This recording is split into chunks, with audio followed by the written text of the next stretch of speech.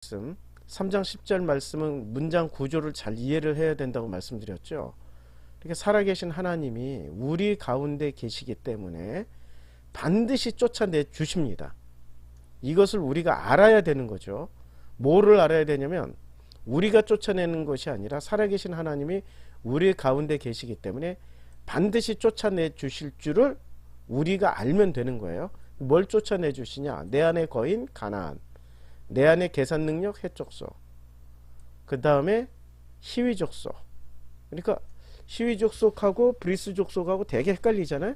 히위 족속하고 브리스 족속은 내 안에 평균치 혹은 내 안에 어떤 그 평균치, 그냥 내 안에 평균치. 동네 사람들, 마을 사람들, 우리 한국 마을은 시골에서 LG 냉장고 하나 사면은 그 동네 전부 다 LG. 야 아들아, 옆집에 야야 김간애가 LG 냉장고 샀는데 야 너 하나 보내줘라며. 전부 다 동네가 LG 냉장고래.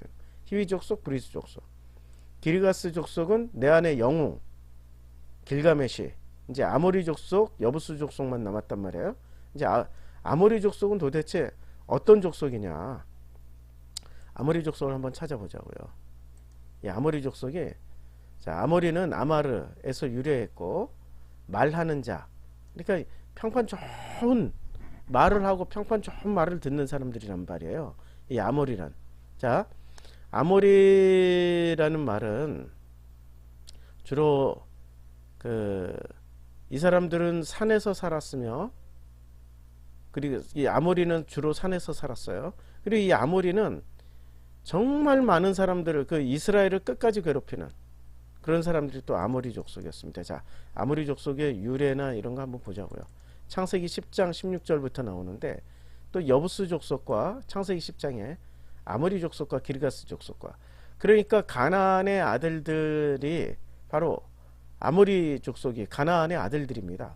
그러니까 하나님의 아들들 대 가나안의 아들들의 싸움에 창세기 10장을 보면은, 자, 창세기 10장에 족보가 쭉 나온단 말이에요. 함의 아들은 구스와 미스라임과 북과 가나안이요. 자, 그 다음에 창세기 10장에 가나안은, 요건 가나안의 아들들입니다. 가나안의 아들들. 시돈, 헷, 여부스, 아모리, 기르가스, 히위, 알가, 신, 아르와 족속, 스말 족속, 하마 족속을 낳았습니다. 그 중에 우리가 지금 다루고 있는 게 가나안 족속, 헷 족속, 여부스, 아모리, 기르가스, 히위 족속을 우리가 지금 다스리고 있단 말이에요. 그러니까 이 족속들은 이후로 가나안 자손의 족속이 흩어져 나아갔더라. 그래서 가나안의 경계는 시돈에서부터 그라를 지나 가사까지와 소돔과 고모라와 아드마와 스보임을 지난 라사까지였더라. 이들은 각각 함의 자손이라. 자, 함의 자손, 그리고 셈의 자손을 보자고요. 셈의 자손 중에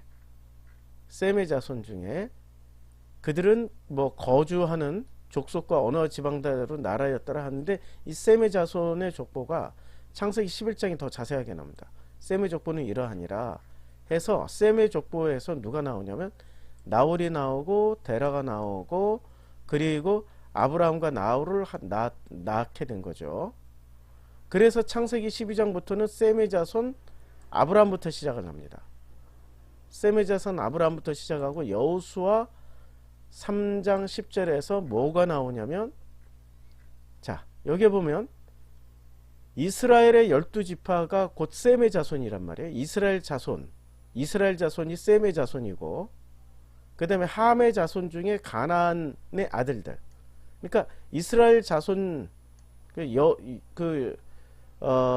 셈의 자손 중에 아브라함이 선택됐고, 아브라함의 자손들이 이스라엘이 된 거예요. 12지파. 이스라엘의 12지파 대 가나안의 이 아들들. 그러니까 이것을 좀 더 좀 잘 이해를 하려면 창세기 6장으로 거슬러 가면, 사람이 땅 위에서 번성하기 시작할 때 그들에게서 딸들이 나니 하나님의 아들들이 사람의 딸들의 아름다움을 보고 자기들이 좋아하는 모든 여자를 아내로, 그러니까 사람의 딸들 대 하나님의 아들들의 어떤 모습 때문에 하나님이 사람의 죄악의 세상이 가득한 거야. 그들의 마음에 생각한 모든 계획이 항상 악할 뿐임을 보시고 땅 위에 사람 지으셨으면 한탄하사 마음에 근심하시고 그리고 심판하시겠다. 내가 지면에서 쓸어버리되 싹 쓸어버리려고 이제 마음을 먹으신 거죠. 그게 바로 아들들 대 딸들의 그 섞임 때문에 그렇거든요.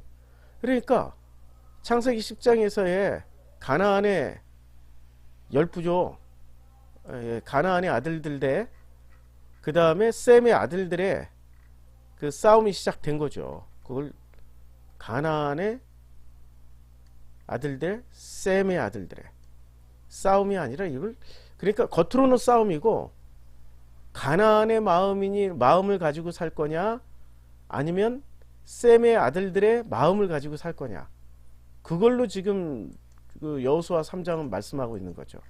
어떤 마음으로 살래? 가나안 족속의 마음을 가지고 살래? 아니면은 셈의 족속의 마음을 가지고 살래? 이 말은 하나님의 아들들로 살래? 사람의 딸들로 살래? 이런 말씀이죠. 거기에 아모리가 나온다는 겁니다. 아모리가. 그래서 그래서 창세기 14장 7절에서 보면 그들이 돌이켜 맨 미스밧 곧 가데스에 이르러 아말렉 족속의 온 땅과 하사손 다말에 사는 아모리 족속을 친지라. 그러니까 아브라함이 아모리 족속을 쳤어요. 이미 아브라함 때부터 시작해가지고 전쟁을 벌였어요. 그리고 창세기 48장 22절에 보면 내가 내게 내 형제 일부분을 더 주었나니 이는 내가 내 칼과 활로 아모리 족속에게서 빼앗은 것이라. 그러니까 아브라함은 가나안 땅에서 이미 아모리를 진멸을 했기 때문에 아브라함이 아브라함으로 승격이 된 겁니다. 창세기 14장에서 보면 창세기 14장에서 이제 소돔 왕, 고모라 왕 이들이 다 시딘 골짜기 지금 염에 모였다가 이들이 12년 동안 그돌라오메를 섬기다가 제3년에 배반을 했습니다. 그래서 소돔 왕과 고모라 왕과 아드마 왕과 스보임 왕과 여기 지금 가나안의 후손들이란 말이에요. 이 가나안의 아들들 이름이란 말입니다. 이게 소알 왕이 나와서 시딘 골짜기 그들과 전쟁을 진을 쳤어요. 그래서 내 왕이 소돔과 고모라 모든 재물과 양식을 빼앗아 가지고 소돔에 거주하는 아브라함 조카 롯도 사로잡고 그 재물까지 노력하여 갔어요. 그랬더니 이제 아브라함이 그의 조카가 사로잡혔음을 듣고 그 가나안의 족속들을 찾아간 겁니다. 찾아가 가지고 그들이 어떻게 했냐면 모든 빼앗겼던 재물과 자기의 조카 롯과 그의 재물과 또 부녀와 친척을 다 찾아왔어요. 아브라함이 그돌라오멜과 그와 함께한 왕들을 쳐부수고 돌아올 때 소돔 왕이 그 사외 골짜기 곧 왕의 골짜기라는 그를 영접했습니다. 그때 살렘 왕 멜기세덱이 떡과 포도주를 가지고 나왔어요. 이때 놀라운 살렘 왕 멜기세덱을 만나게 되는 겁니다. 그 멜기세덱이 아브라함을 축복해요. 그리고 천지의 주제이시오 지극히 높으신 하나님이여 아브라함에게 복을 주시옵소서. 자, 이 참 신기한 장면이죠. 이때 비로소 아브라함이, 자, 요때는 아브라함이었어요. 아브라함. 요 사건이 있고 나서 아브라함이 어떻게 되냐면 15장의 계약 체결을 합니다. 15장의 계약 체결을 하고 아브라함이 이제는 이름이 바뀌어요.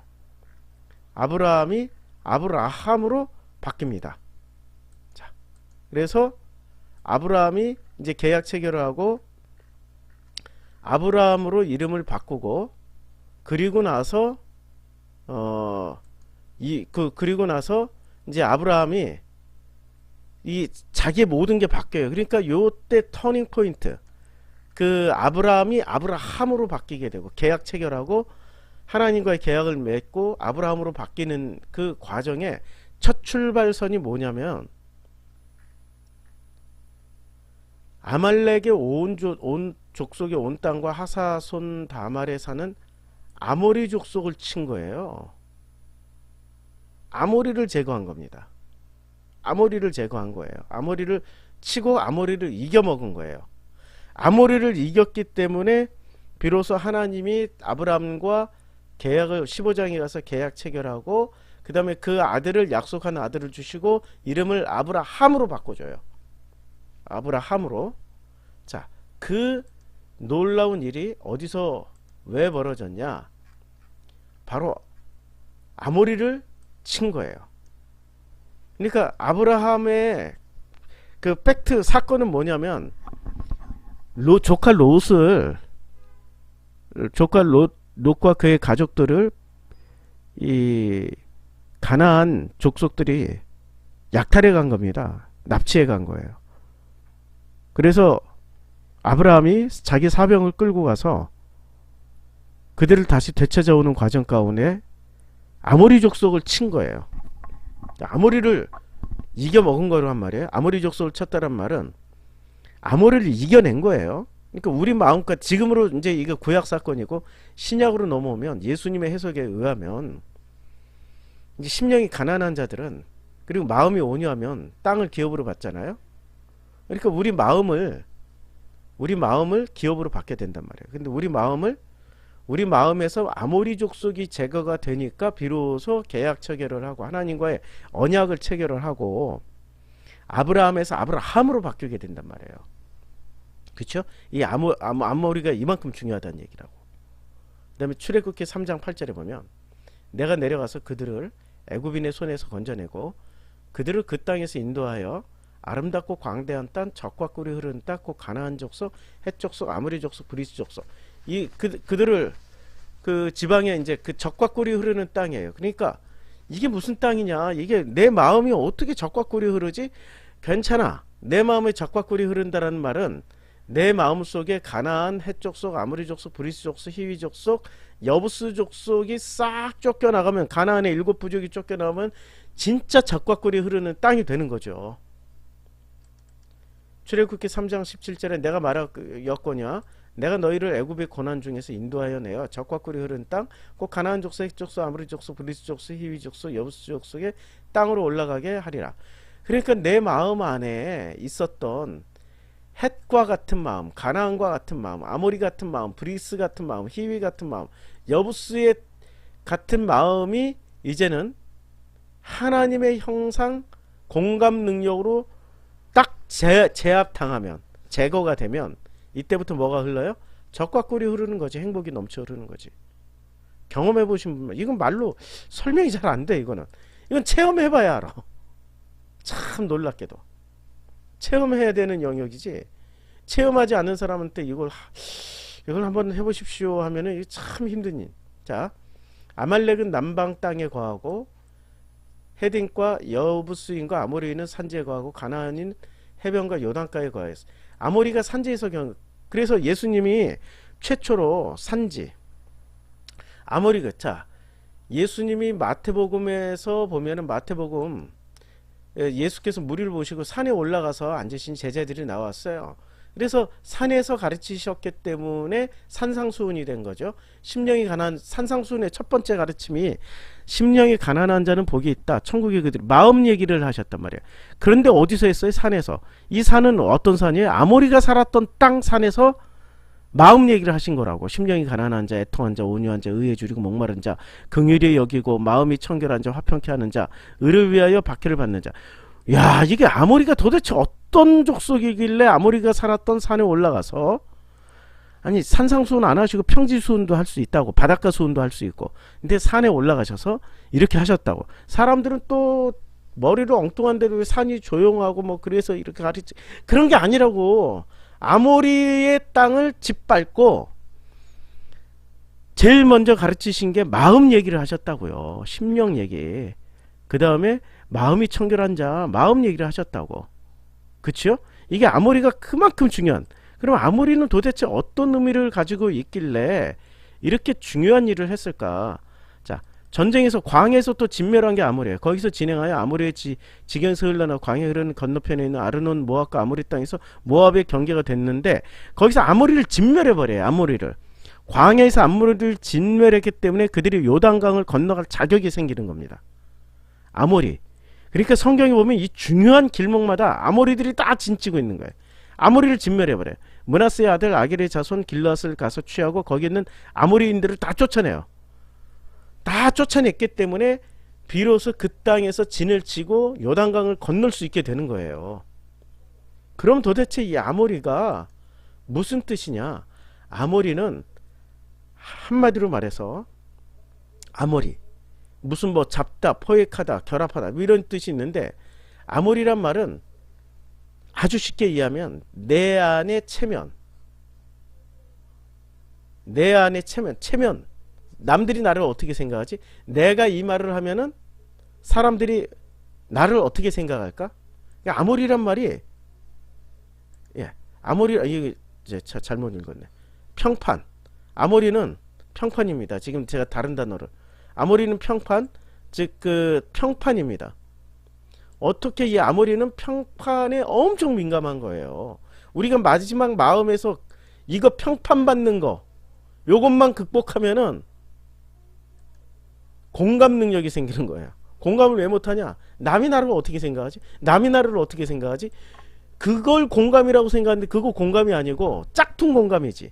진짜 공감은 남이 나를 어떻게 생각하지가 아니라 내가 그 마음을 이해를 해버리는 게 공감이란 말이에요. 근데 우리는 종교에서는 공감을 어떻게 하려면 남이 나를 어떻게 생각할까? 저 사람이 나를 어떻게 생각할까? 이걸 잘못된 공감, 짝퉁 공감을 가지고 그걸 공감이라고 생각을 해버린 거야.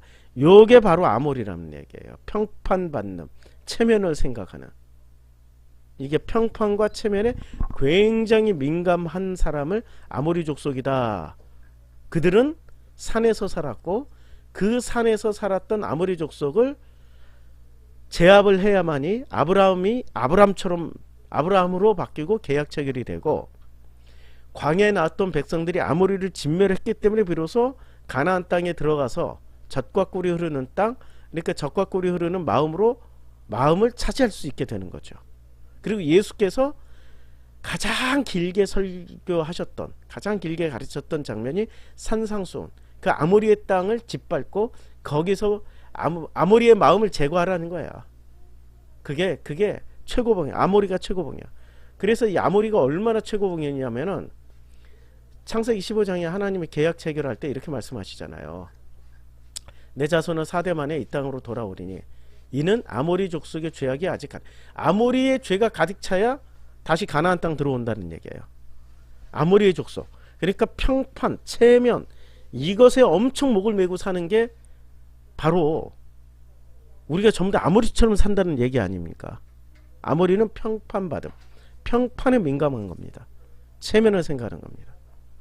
그래서 내 안에 아모리, 이걸 제압을 해야, 제거를 해야 비로소 하나님의 형상인 공감 능력이 제대로 발휘가 되는 거죠. 가짜 공감 능력이에요. 아모리는 평판 때문에 그냥 공감하는 척, 체면 때문에 공감하는 척, 그리고 뒤에 가서는 그때 내가 왜 그랬을까 후회하는, 그게 다 아모리 때문에 그렇단 말이에요.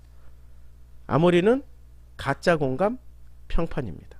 이걸 넘어서는 게, 이걸 제압하고 이걸 제거하는 것이 하나님 마음, 하나님의 형상으로 건너가는 지름길이 되는 겁니다.